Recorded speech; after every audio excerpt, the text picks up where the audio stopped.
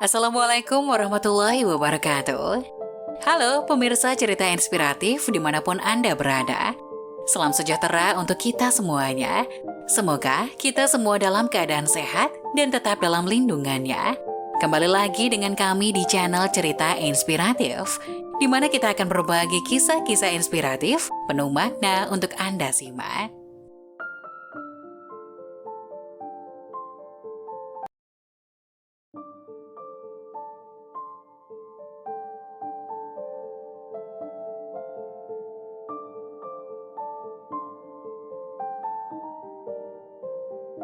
Pengacara kaya mengolok-olok pembersih restoran miskin, menatap wajahnya lebih dekat dan menyadari dia kembarannya. Seorang pengacara kaya menyerang petugas kebersihan yang buruk di sebuah pesta di restoran mewah, tetapi dia menyesali setiap cercaan yang dilontarkan padanya ketika dia menatapnya dengan cermat dan menyadari bahwa dia adalah kembarannya. Kakek buyut, kakek dan ayah Brian Wilkinson, Peter, semuanya adalah pengacara, dan Brian mengikuti jejak mereka. Dia adalah pewaris firma hukum kakeknya, Wilkinson dan Partners, dan bujangan paling memenuhi syarat di mata nenek tersayangnya. Nancy Wilkinson telah membesarkan Brian seperti dirinya sendiri sejak anak laki-laki itu kehilangan ibundanya, Amanda, dalam kebakaran rumah yang melanda rumah mereka bertahun-tahun yang lalu. Sekarang Brian telah mapan secara profesional. Nancy ingin ia menikah dan menjadikannya seorang nenek, dan dia memiliki pasangan yang cocok untuknya, Christine, putri wali kota. Tapi sayangnya untuk Nancy, Brian jatuh cinta dengan sekretarisnya Alana Jones, dan dia tidak tahu dia memikirkan Christine untuknya. Brian dan Alana telah berpacaran selama hampir 2 tahun dan dia akhirnya siap untuk menyatakan cintanya ke seluruh dunia. Jadi dia mengadakan pesta di salah satu restoran paling mewah di kota itu dan mengundang seluruh keluarganya. Tetapi dia tidak memberitahu mereka alasannya, dia hanya menyatakan bahwa itu adalah kejutan. Pertama dan terpenting, terima kasih semuanya karena telah meluangkan waktu dari jadwal padat kalian untuk menghadiri pertemuan hari ini. Saya yakin Anda benar-benar bertanya-tanya mengapa kita semua berkumpul hari ini.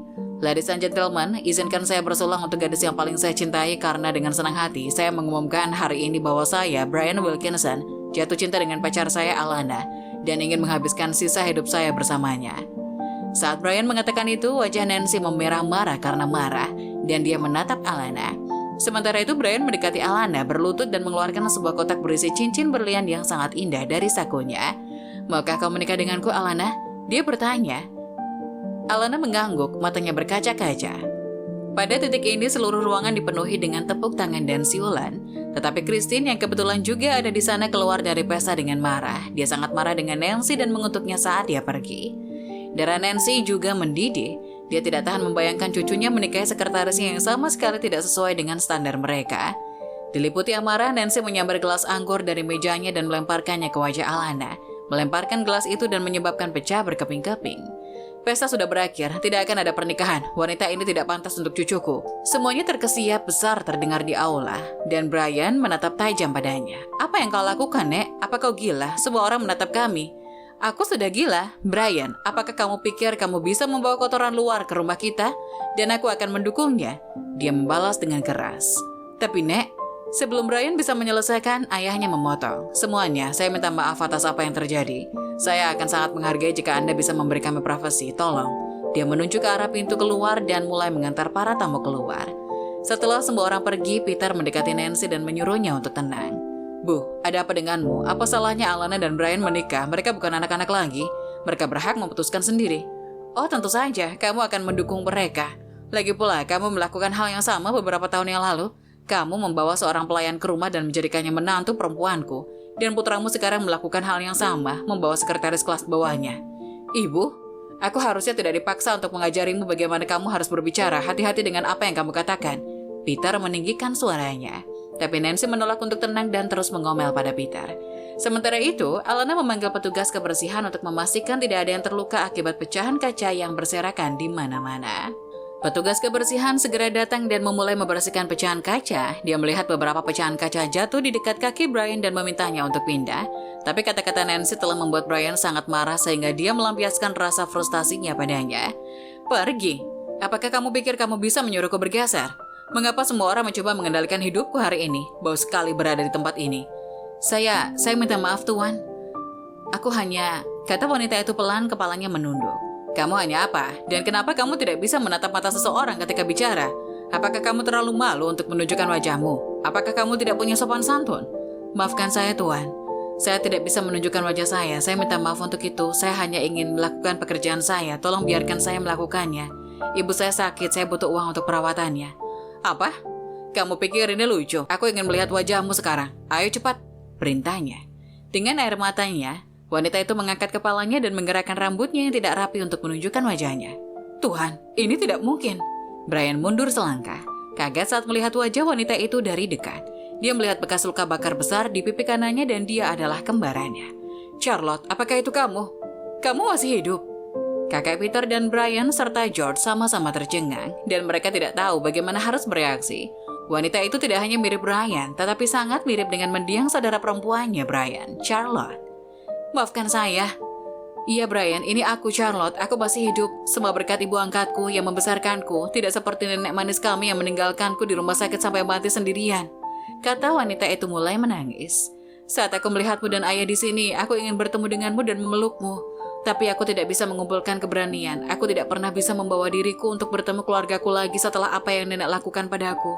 Maafkan aku, katanya sebelum menangis terseduh-seduh. Nenek, apa yang Charlotte bahkan katakan, Nek? Apa yang kamu lakukan? Nancy menegang ketika dia melihat Charlotte. Dia tidak pernah mengira masa lalunya menghantuinya seperti ini. Tapi dia tahu dia tidak bisa melepaskan diri darinya sekarang. Dia duduk di salah satu kursi di ruangan itu dan mengungkapkan apa yang telah dia lakukan beberapa tahun yang lalu. Ternyata Amanda tewas dalam kebakaran rumah saat berusaha menyelamatkan anak-anaknya, Charlotte dan Brian serta Nancy. Di sisi lain, Nancy tidak ingin Charlotte menjadi bagian keluarga mereka lagi karena dia mendapat bekas luka besar di wajahnya saat mereka menyelamatkan diri. Keluarga Wilkinson selalu hidup sebagai keluarga bersama. Peter dan George sedang berada di luar kota ketika semua itu terjadi. Ketika mereka kembali, Nancy mengatur agar tubuh orang lain dikuburkan menggantikan Charlotte dan berbohong kepada semua orang bahwa dia telah meninggal. Untungnya perawat yang baik hati di rumah sakit mengadopsi Charlotte dan membesarkannya sebagai miliknya. Dia tidak pernah menyembunyikan kebenaran Charlotte darinya, tapi trauma perlakuan buruk neneknya terhadapnya tidak pernah meninggalkan Charlotte, dan dia tidak bisa mengumpulkan keberanian untuk menghubungi keluarganya lagi. Memiliki cucu yang jelek seperti itu akan menjadi aib bagi keluarga. Saya tidak bisa menyesali apapun yang saya lakukan, kata Nancy. Peter tidak percaya bahwa Nancy telah melakukan tindakan yang begitu rendah. Dia memutuskan dia tidak akan membiarkan ibunya tergelincir atas apa yang telah dia lakukan. Baik, Bu. Aku tahu, kamu tidak akan pernah melihat ke belakang atas tindakanmu. Tapi pada titik ini, aku menyesali beberapa hal, bahkan dilahirkan untukmu. Aku malu menjadi anakmu, dan aku akan meninggalkan rumahmu sekarang. Aku bahkan tidak ingin melihat wajahmu, dan ya, aku seharusnya mendengarkan kata Amanda ketika dia ingin pindah dengan anak-anak. Dia benar, dan aku salah. Aku juga ikut ayah, tambah Brian. Aku tidak percaya Charlotte harus menanggung begitu banyak karenamu, Nek. Hari itu, Brian, Peter, Charlotte, dan Alana meninggalkan George dan Nancy sendirian. Pergi dari kehidupan mereka dan tidak pernah kembali. George tidak punya pilihan dan merasa harus tinggal bersama Nancy karena dia tidak bisa memaksa diri untuk meninggalkannya. Bertahun-tahun berlalu, Brian dan Alana menikah dan mereka memiliki seorang putri bernama Amanda. Sementara itu, ibu angkat Charlotte, Katie dan Peter, jatuh cinta dan tinggal bersama.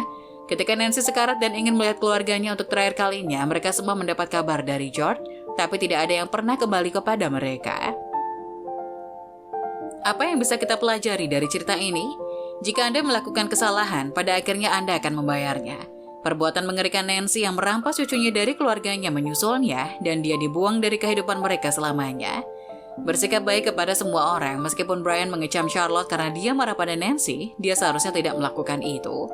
Bagikan cerita ini dengan orang-orang yang Anda cintai. Itu mungkin menginspirasi mereka dan membuat hari mereka menyenangkan.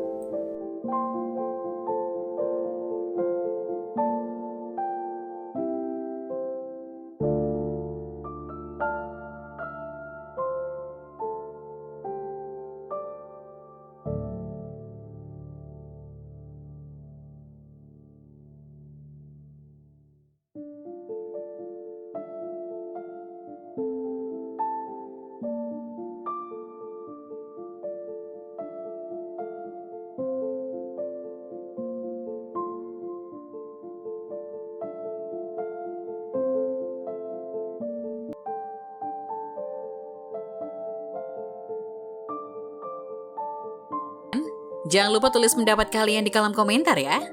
Wassalamualaikum warahmatullahi wabarakatuh.